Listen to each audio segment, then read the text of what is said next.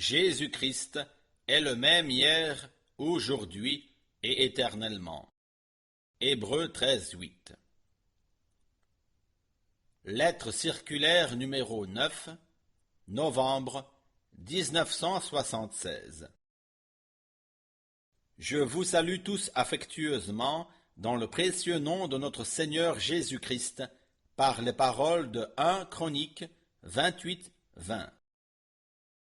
Fortifie-toi, prends courage et agis. Ne crains point, et ne t'effraie point, car l'Éternel Dieu, mon Dieu, sera avec toi.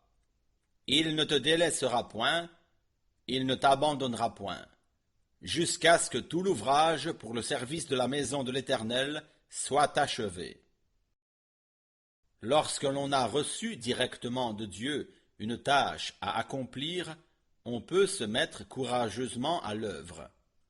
C'est là que réside, à proprement parler, tout le mystère du royaume de Dieu. Car le Seigneur, dès avant la fondation du monde, avait déjà conçu tous ses desseins. Lorsque le temps est venu, où quelque chose de particulier doit avoir lieu sur la terre, il le fait alors savoir aux siens. Lorsque David transmit sa tâche à son fils, il pouvait dire que le Seigneur lui avait donné des instructions claires sur ce qui devait arriver. Nous lisons au verset 19, « C'est par un écrit de sa main, dit David, que l'Éternel m'a donné l'intelligence de tout cela, de tous les ouvrages de ce modèle. » En ce temps-ci, nous avons besoin d'une claire intelligence de l'Écriture, laquelle est un écrit de sa main, et nous donne de façon directe des éclaircissements sur tout ce qui se rapporte au royaume de Dieu.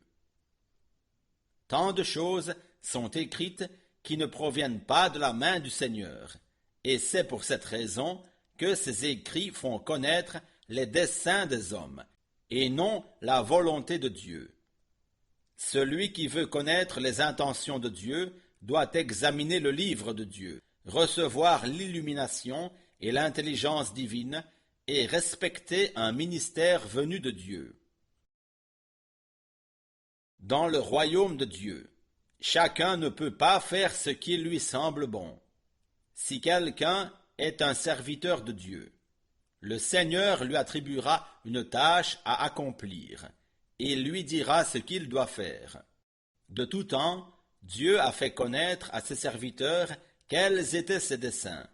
David avait le désir de bâtir un temple pour le Seigneur.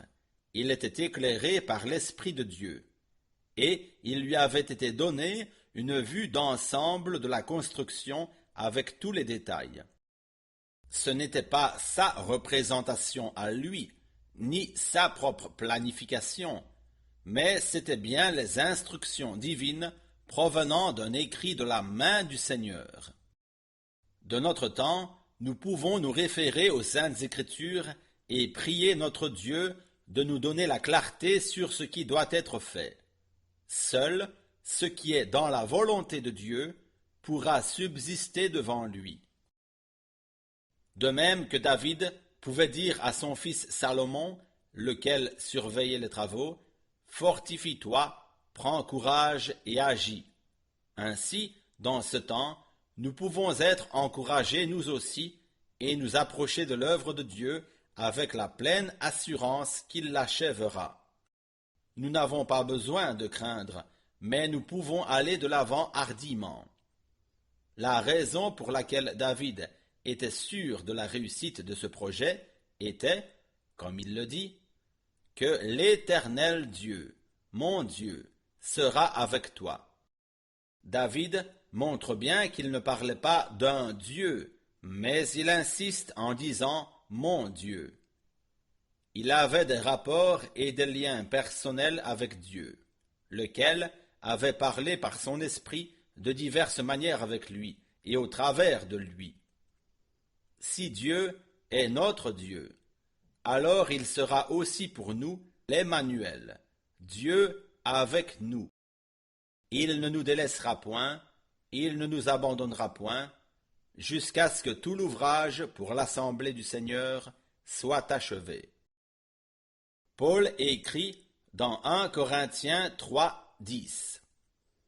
Selon la grâce de Dieu qui m'a été donnée, j'ai posé le fondement comme un sage architecte, et un autre bâtit dessus. Mais que chacun prenne garde à la manière dont il bâtit dessus. Il ne s'agit pas de bâtir sur ce divin fondement selon des principes humains, mais nous devons nous en tenir au contraire à la manière de bâtir donnée aux apôtres et aux prophètes pour l'édification de l'assemblée du Dieu vivant.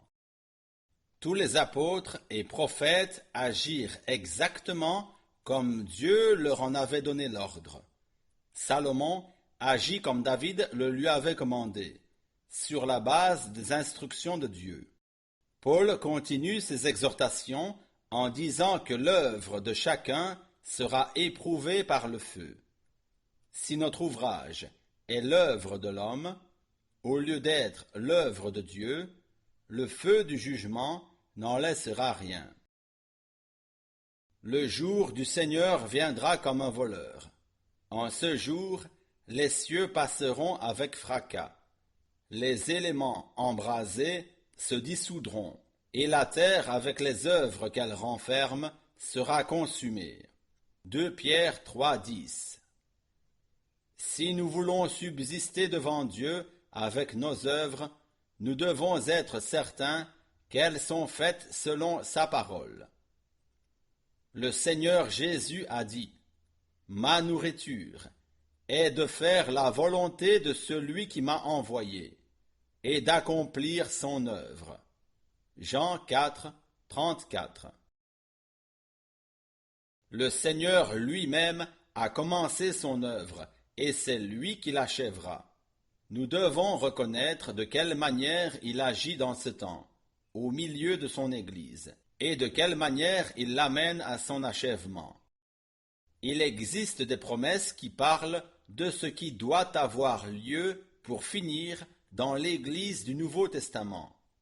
Nous avons bien souvent entendu dire que tout ce qui avait été perdu devait être restitué, que tout ce qui était tordu devait être redressé, que tous les lieux raboteux devaient être aplanis et que toute chose devait être ramenée à leur juste place. Le Seigneur Jésus, par son ministère sur cette terre, a été manifesté avec puissance comme Fils de Dieu, et nous aussi devons être révélés comme fils et filles de Dieu. Il est écrit aussi: la création attend-elle avec un ardent désir la révélation des fils de Dieu. Romains 8, 19. Nous ne devons pas rester plus longtemps des enfants mineurs, mais bien plutôt croître jusqu'à la mesure de la stature parfaite de Christ, et recueillir notre héritage divin. Paul dit: « Or, aussi longtemps que l'héritier est enfant, je dis qu'il ne diffère en rien d'un esclave, quoiqu'il soit le maître de tout. » Galates 4, 1. En rapport avec la délivrance acquise par Jésus-Christ, il est dit: « Afin qu'il rachetât ceux qui étaient sous la loi, afin que nous reçussions l'adoption. » Galates 4, 5. Il ne s'agit pas seulement de devenir enfant de Dieu, mais en tant qu'héritier de Dieu majeur, il importe que nous prenions notre position spirituelle. Un héritier qui est encore mineur peut être millionnaire et cependant ne pouvoir disposer de rien jusqu'à ce qu'il ait atteint sa majorité et soit établi dans la totalité de sa possession. Si nous partons de cette certitude que le Seigneur Jésus n'a pu dire que ce qu'il pensait, et qu'il pensait réellement ce qu'il disait, il reste alors pour l'Église du Dieu vivant une charge importante à accomplir. Il a fait cette promesse: « En vérité, je vous le dis, celui qui croit en moi fera aussi les œuvres que je fais, et il en fera de plus grandes. Jean 14, 12. Nous avons le droit de croire ce que le Seigneur a dit, car ce n'est pas la promesse d'un homme, mais bien la promesse de la parole de Dieu. En ce temps-là, le Seigneur disait, pour justifier sa mission, « Croyez-moi, je suis dans le Père, et le Père est en moi. Croyez du moins à cause de ses œuvres. » Jean 14, 11. Et juste avant cette parole, il disait à ses disciples, « Si vous me connaissiez, vous connaîtriez aussi mon Père.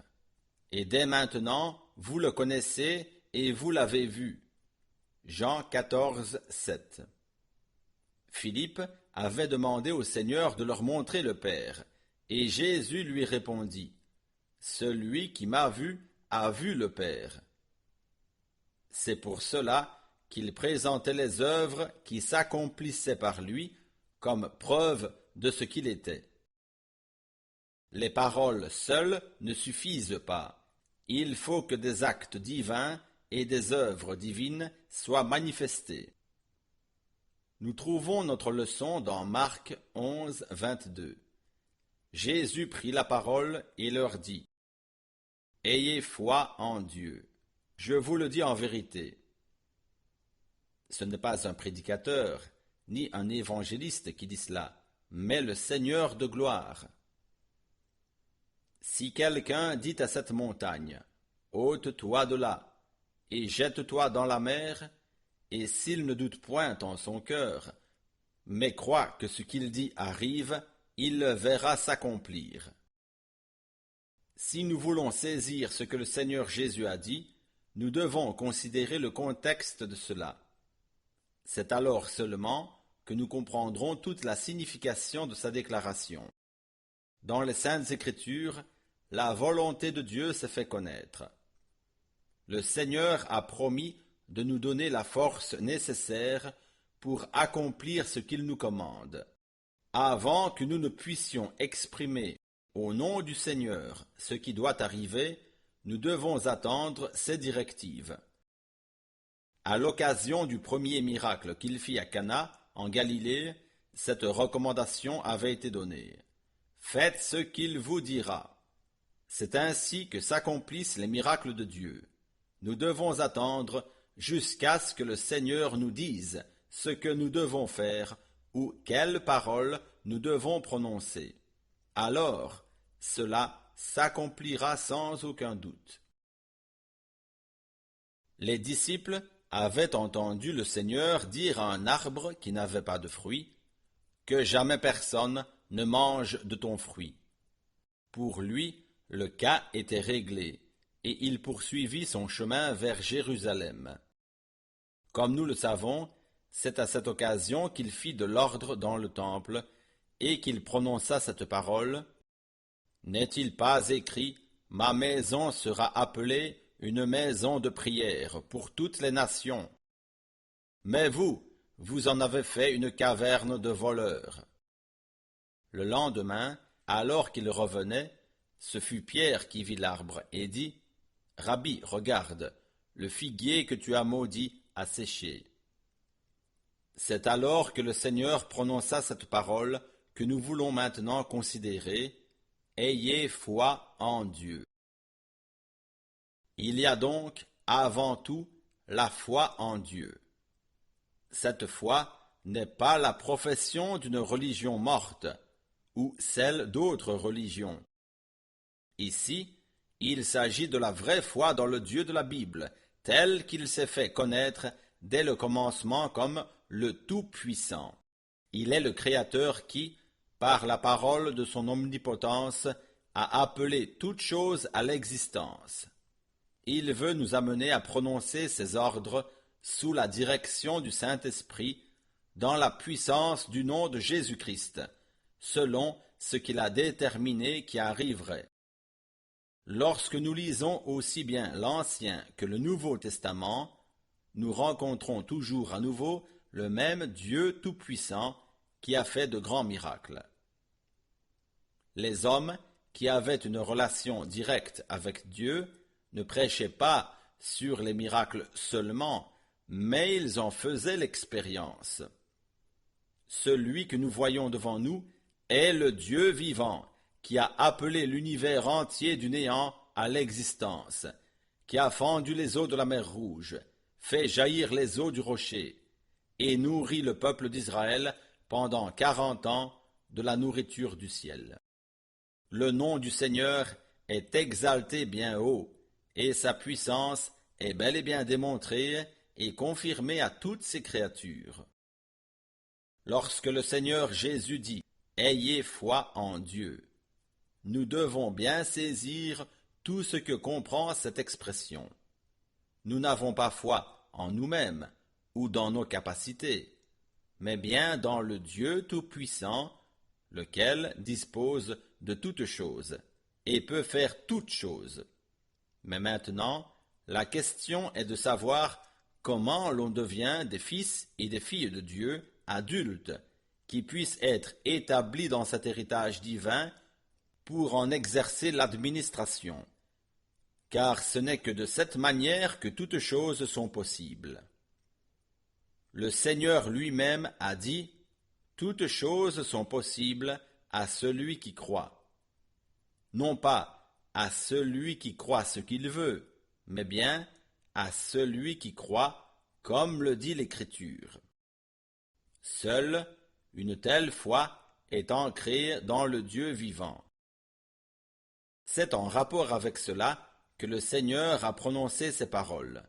Je vous le dis en vérité, si quelqu'un dit à cette montagne, ôte-toi de là et jette-toi dans la mer, et s'il ne doute point en son cœur, mais croit que ce qu'il dit arrive, il le verra s'accomplir.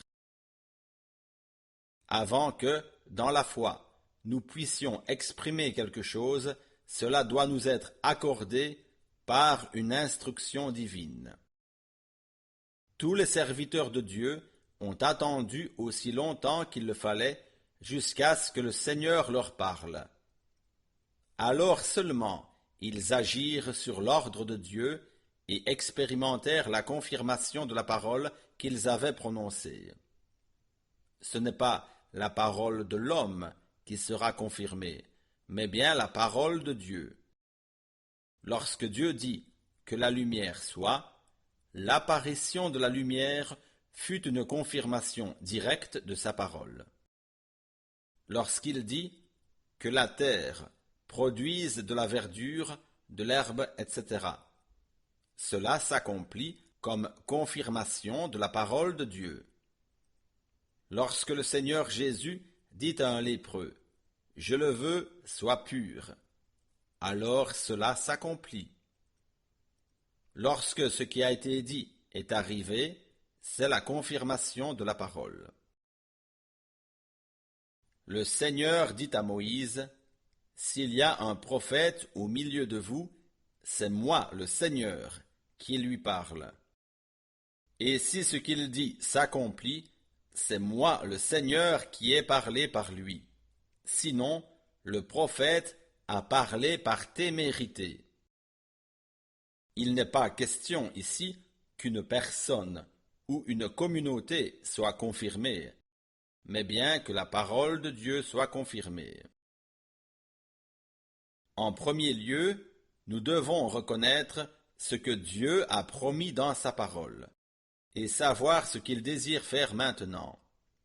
Après qu'en ce temps-ci, nous ayons non seulement lu la parole écrite, mais que nous ayons entendu la parole parlée, nous devons en arriver là où le Seigneur fait connaître sa volonté, là où sa parole a été placée à sa juste place.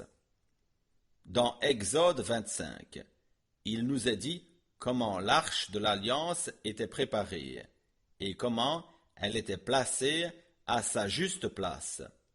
Puis, au verset 21 et 22, Dieu dit à Moïse, « Et tu mettras dans l'arche le témoignage que je te donnerai. C'est là que je me rencontrerai avec toi du haut du propitiatoire, entre les deux chérubins placés sur l'arche du témoignage. Je te donnerai tous mes ordres pour les enfants d'Israël. Le témoignage, les tables de la loi, étaient placées dans l'arche de l'alliance. Toutefois, le Seigneur parlait là où sa parole était conservée. Il donnait dans ce lieu des instructions et des ordres au peuple d'Israël, lequel, après avoir été sauvé et libéré, était pour le Seigneur une propriété particulière. De la même manière, nous voyons très souvent, et cela dès le début du Nouveau Testament, que partout où la parole de Dieu a été mise à sa juste place et publiée de la bonne façon, le Seigneur s'est manifesté comme étant le vivant et le ressuscité, en confirmant la parole qui était prêchée selon son ordre. C'est ce que nous lisons dans Hébreux 2, 4. Dieu appuyant leur témoignage par des signes, des prodiges et divers miracles, et par les dons du Saint-Esprit, distribués selon sa volonté. Dans le christianisme du début, nous ne trouvons pas de prédication intellectuelle, ni l'élaboration d'un exposé desséchant. Non, il y avait là des hommes remplis du Saint-Esprit qui parlaient au nom du Seigneur, et par lesquels Dieu agissait d'une manière surnaturelle, et dans le ministère desquels sa parole était confirmée de diverses manières. Ainsi, à la fin du temps de la grâce, l'achèvement de l'Église du Seigneur doit se manifester pareillement. Il faut que, pendant la prédication de la parole, l'Esprit de Dieu puisse parler à nos cœurs, de telle sorte que nous sachions ce que nous avons ensuite à demander à Dieu dans nos prières. C'est pour cela qu'il est écrit dans Marc 11, 24, « C'est pourquoi je vous dis, tout ce que vous demanderez en priant, croyez que vous l'avez reçu, et vous le verrez s'accomplir. » Toute chose doit trouver sa juste place dans l'Église du Seigneur, que ce soit la prédication de la parole, la prière ou l'expression de tout ce que nous pouvons demander à Dieu dans la foi. C'est une foi produite par Dieu, que la prédication de la parole de Dieu a fait naître, et c'est par cela que la parole est confirmée. Lorsque toutes choses seront arrivées à leur achèvement, c'est alors que les rachetés chanteront. Tes œuvres sont grandes et admirables, Seigneur Dieu Tout-Puissant. Tes voies sont justes et véritables, Roi des nations. Nous plaçons notre espérance sur le Seigneur seul, et nous savons qu'il amènera son œuvre jusqu'à son plein achèvement. Agissant de la part du Seigneur, Frère Franck.